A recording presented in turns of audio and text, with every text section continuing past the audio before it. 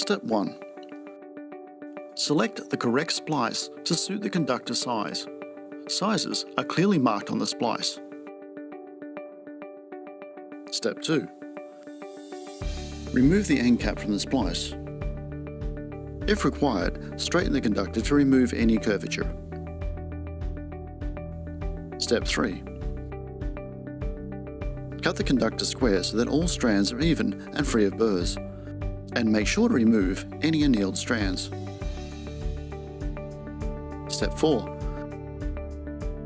Measure the conductor against the splice.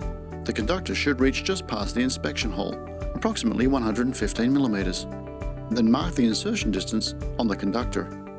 Insert the conductor until it reaches the center barrier, making sure not to twist it. Sight the conductor through the inspection hole and ensure the mark on the conductor is flush with the end and that all conductor strands are inserted into the splice. After the insertion of the conductor into the MTRS, hand tighten the bolts and keep your hand over the bolts that are not being done up so that they do not rattle loose when applying the impact wrench. Step 5. Using a 19 mm and an impact wrench, tighten the 4 upper shear heads on the bolts. Tighten bolt 1 until the shear head operates, then tighten bolt 2 until the shear head operates, and so on. Step 6.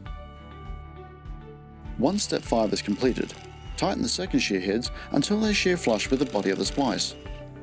Ensure that the bolts are tightened in the correct sequence and always start with the outside bolt. The correct sequence needs to be followed. Do not shear both heads from a bolt at the same time. Step 7. Repeat steps 1 to 5 for the other side of the splice. The operation is now complete. All bolts should be sheared off to be flush with the splice. The splice should look like this. These instructions are in no way intended to supersede, change instructions or work practices as instructed or issued by the appropriate network owner. If required by the network owner, prepare the conductor end with a scratch brush as instructed.